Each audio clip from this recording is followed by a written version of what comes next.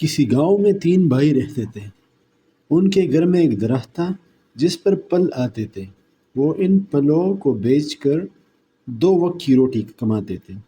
ایک دن ایک بزرگ شخص نے ان کے ہاں مہمان بن کر آئے۔ کھانا کم تھا، اس لیے بڑے بھائی مہمان کے ساتھ کھانے کھانے بیٹھ گئے، جبکہ دونوں چھوٹے بھائی یہ کہہ کر شریک نہیں ہوئے کہ انہیں بھوک نہیں ہے۔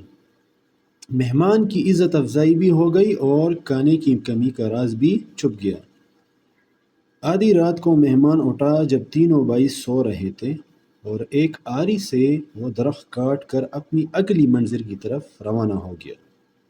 صبح جب محلے والے جاگے تو تینوں بھائی اس مہمان کو کوس رہے تھے جس نے اس کے گھر کا واحد ذریعہ روزگار کاٹ ڈالا تھا۔ چند سال بعد وہی مہمان دوبارہ اس گاؤں میں آیا۔ اس نے دیکھا کہ وہی بوسیدہ گھر ایک عالیشان بنگلہ بن چکا تھا، اور تینوں بھائیوں کے دن بدل چکے تھے۔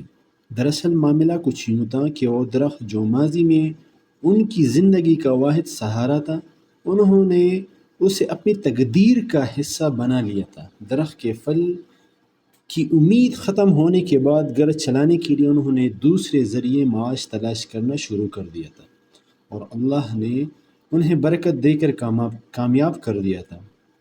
یہ کہانی ان بہنوں اور بھائیوں کے لیے ہے جن کا روزگار چلا گیا یا پھر وہ خود کو ایک نوکری کرنے پر مجبور کر رہے ہیں، اس ڈر سے کہ اگر چھوڑ دی تو کیا ہوگا۔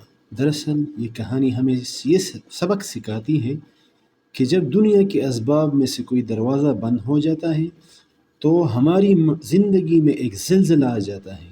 ہم سمجھنے لگتے ہیں کہ اب سب کچھ ختم ہو گیا، حالانکہ یہ کسی نئی شروعات کا پیغام ہوتا ہے۔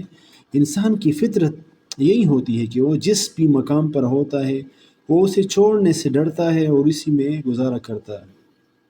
وہ حسرت سے دنیا کو دیکھتا ہے مگر اپنا کمفرٹ زون چھوڑنے کی ہمت نہیں کر پاتا۔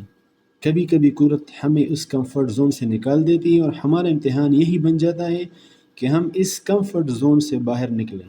زندگی میں نیا قدم لینا ہے تو ضرور لیں، خدا پر بھروسہ رکھیں اور قدم آگے بڑھائیں۔